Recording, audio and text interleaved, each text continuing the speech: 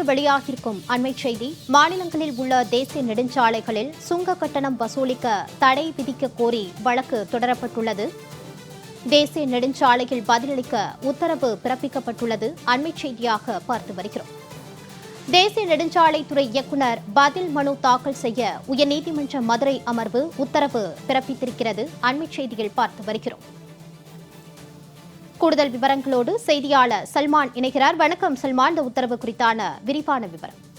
தென்காசியைச் சேர்ந்த வழக்கறிஞர் வெங்கட்ரமணா என்பவர் உயர்நீதிமன்ற மதுரை அமர்வில் ஒரு மனுவானது தாக்கல் செய்திருந்தார். அந்த மனுவில் மத்திய அரசு சார்பில் தேசிய நெடுஞ்சாலை அமைக்கப்பட்டு தேசிய நெடுஞ்சாலை பல இடங்களில் சுங்க கட்டணம் வசூலிக்கப்படுகிறது. மாநிலங்களில் அமைக்கப்பட்டுள்ள தேசிய நெடுஞ்சாலைகளில் சுங்க கட்டணம் வசூலிக்கப்படுவது சட்டவிரோதம், அரசியலமைப்புக்கு எதிரானது எனவும், தேசிய நெடுஞ்சாலை மத்திய பட்டியலில் உள்ளது. சாலை பராமரிப்புக்காக ஏற்கனவே பல்வேறு வகைகளில் கட்டணம் வசூலிக்கப்படுகிறது எனவும், எனவே தேசிய நெடுஞ்சாலைகளில் தேசிய நெடுஞ்சாலைத்துறை சார்பில் சுங்க கட்டணம் வசூலிக்க தடை விதிக்க வேண்டும் என மனுவில் குறிப்பிட்டிருந்தார்.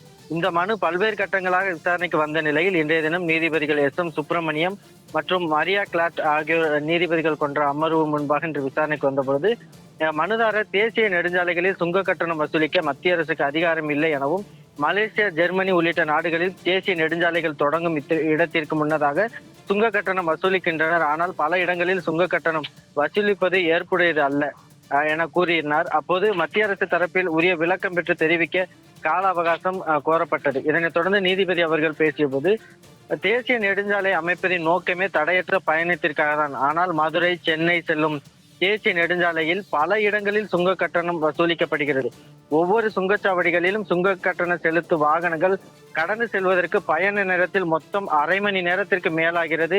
அது இதனால் அரை மணி நேரம் வீணாகிறது. இதற்கு மாற்று வழி இல்லையா என கேள்வி எழுப்பிய நீதிபதிகள், மனு குறித்து தேசிய நெடுஞ்சாலைத்துறை இயக்குநர் பதில் மனு தாக்கல் செய்ய உத்தரவிட்டு வழக்கு விசாரணையை ஜூலை முதல் வாரம் ஒத்திவைத்து உத்தரவிட்டிருக்கிறார்கள். மாலதி, சல்மான் தொடர்பான கூடுதல் விவரங்களோடு இணைந்தமைக்கு நன்றி.